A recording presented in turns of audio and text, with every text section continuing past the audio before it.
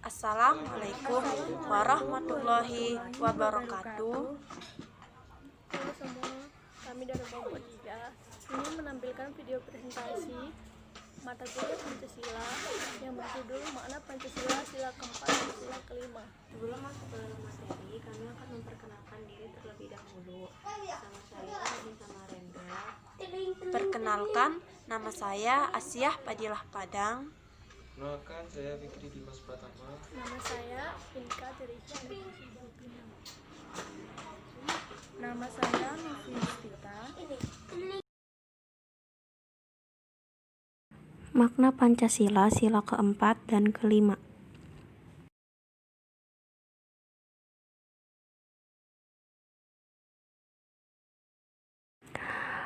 Makna Pancasila sila keempat. Sila keempat Pancasila yang berbunyi, kerakyatan yang dipimpin oleh hikmat kebijaksanaan dalam permusyawaratan perwakilan, yang dimana arti hikmat kebijaksanaan adalah penggunaan pikiran yang sehat dengan selalu mempertimbangkan persatuan dan kesatuan bangsa, kepentingan rakyat, dan dilaksanakan dengan sadar, jujur, dan bertanggung jawab. Makna sila Pancasila keempat adalah 1. Kekuasaan rakyat adalah segalanya. Maksudnya, rakyat Indonesia adalah pemegang kekuasaan tertinggi dalam negara. Yang kedua, menghargai keputusan bersama, yaitu melakukan segala bentuk penghormatan dan saling menghargai keputusan yang sudah disepakati bersama. Yang ketiga, ada demokrasi, yaitu merupakan perwujudan dari demokrasi dari berbagai sisi kehidupan bermasyarakat, baik dalam bidang politik, hubungan ekonomi, atau penyelenggaraan kebudayaan dan sosial dalam bernegara.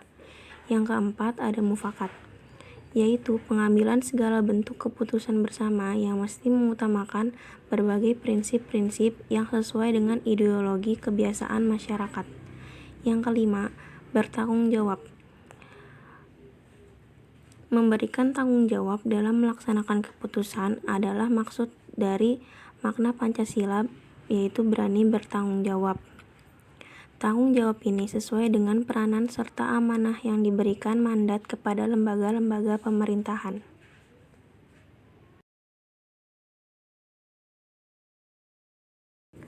Selanjutnya, isi sila keempat Pancasila. Isi sila keempat dalam Pancasila berasal dari naluriah manusia yang dilahirkan sebagai makhluk sosial. Maka atas dasar itulah manusia mempunyai kecenderungan dalam berhubungan atau berinteraksi dengan orang lain. Jadi pada proses berinteraksi inilah umumnya terjadi kesepakatan dan juga akan saling menghargai satu sama lain atas dasar tujuan dan juga kepentingan bersama. Dan yang mana hal ini menunjukkan makna kemusyawaratan.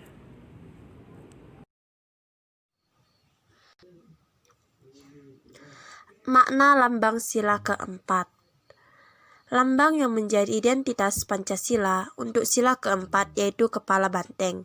Lambang ini menandakan atau simbol sebagai sosok hewan sosial yang bisa berkumpul satu dengan lainnya dalam upaya memecahkan atau mencari solusi berbagai permasalahan.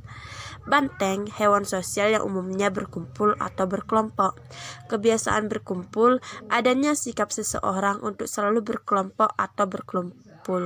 Latar belakang merah, berani bertanggung jawab dalam mengambil keputusan, sehingga dilihat dari makna lambang yang diilustrasikan dalam nilai kerakyatan tersebut akan timbul sikap mengedepankan kepentingan bangsa dan negara dan juga masyarakat daripada kepentingan pribadi yang dalam makna sila ketiga Pancasila juga sudah dijelaskan.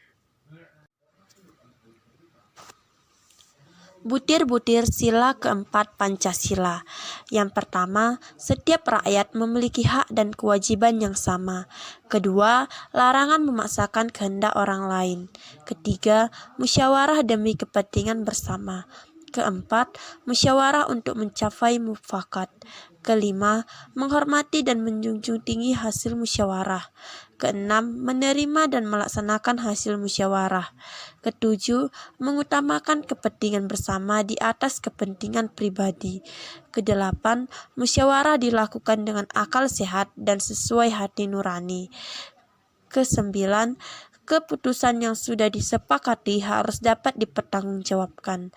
Ke-10, memberi kepercayaan sepenuhnya kepada wakil-wakil yang dipercayai untuk melaksanakan musyawarah.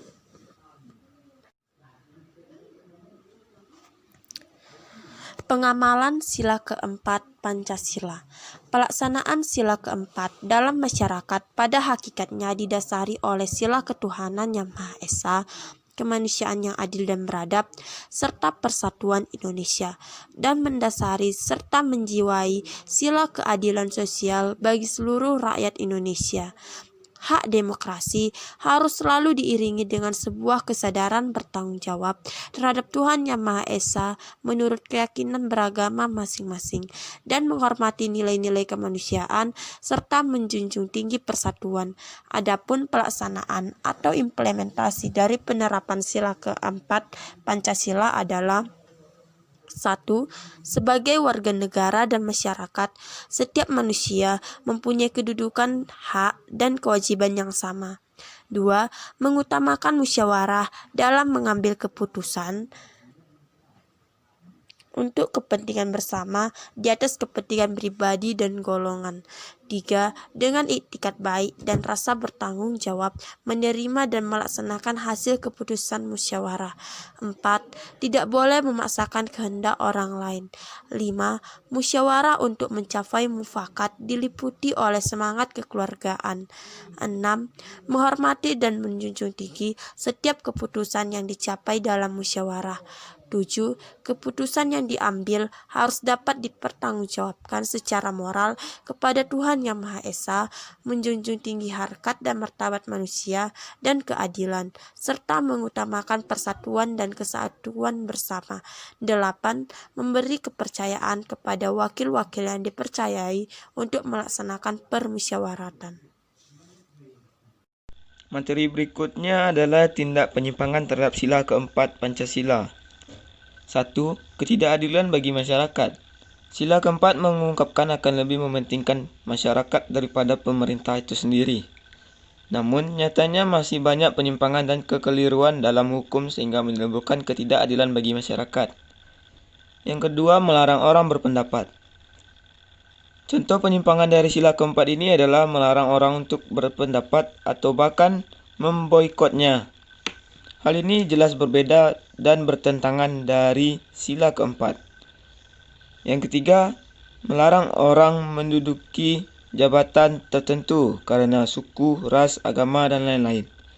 Keempat, ketidakadilan hukum. Penyimpangan kasus ini dari sila keempat adalah ketidakadilan hukum bagi pejabat dan kaum bawah. Buktinya beberapa tahun silam, orang yang dikatakan mencuri buah seperti semangka dan kakao harus mendekam di balik jeruji besi mulai dari ancaman 1 hingga 5 tahun hanya karena mencuri kakao seharga Rp2.000 saja. Sedangkan para pejabat sudah menelan uang milik negara miliaran rupiah hanya ditahan selama 1 sampai 2 tahun, bahkan tidak diselidiki.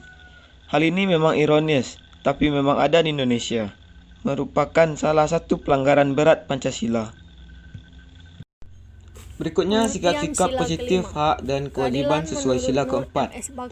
Dalam berbangsa dan bernegara, sebagai warga negara Indonesia kita harus selalu bersikap positif agar tercipta persatuan, kedamaian dan kesejahteraan rakyat. Sikap-sikap positif tersebut adalah: 1. Mencintai tanah air. 2. Menciptakan persatuan dan kesatuan. 3. Ikut serta dalam pelaksanaan pembangunan. 4. Mempertahankan dan mengisi kemerdekaan. 5.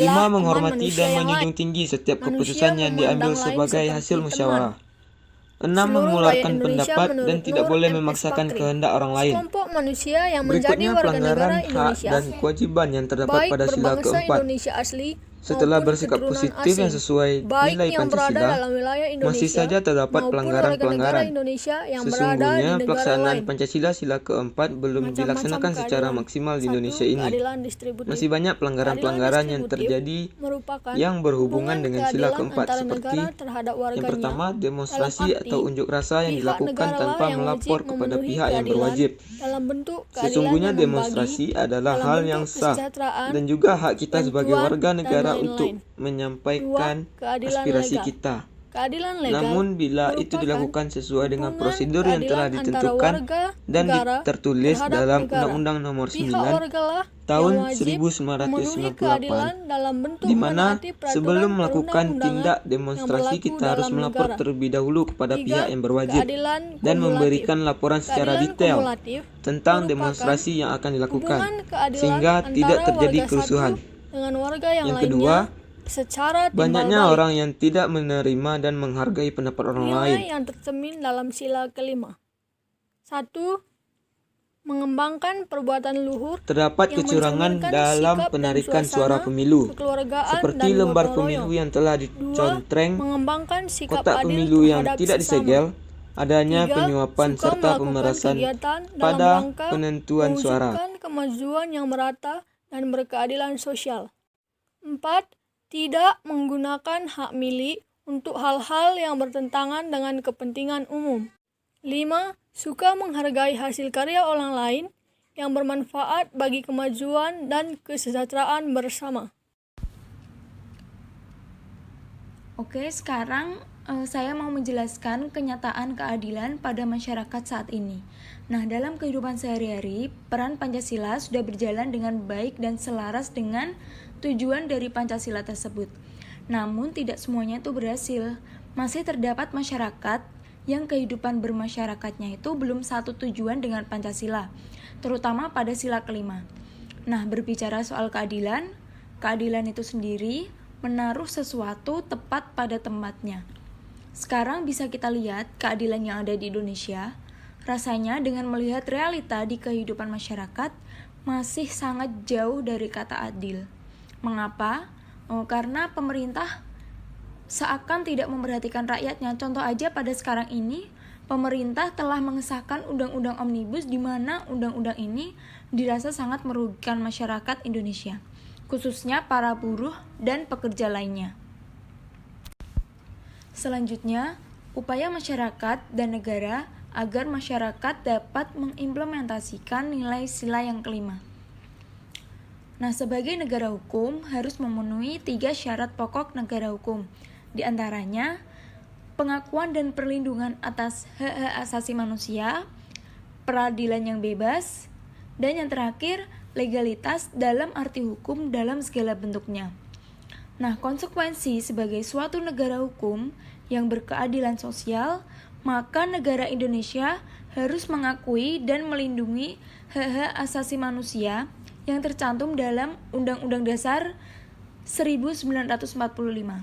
Nah, di sini saya mengambil contoh pada pasal 27 yang berbunyi segala warga negara bersamaan kedudukannya di dalam hukum dan pemerintahan dan wajib menjunjung hukum dan pemerintahan itu dan tidak ada kecualinya.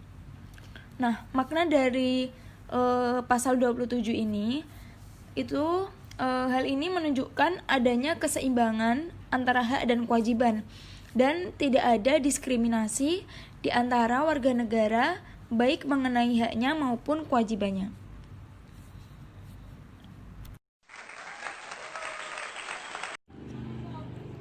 Sekian video presentasi dari kelompok kami, kurang lebihnya mohon maaf. Wassalamualaikum warahmatullahi wabarakatuh.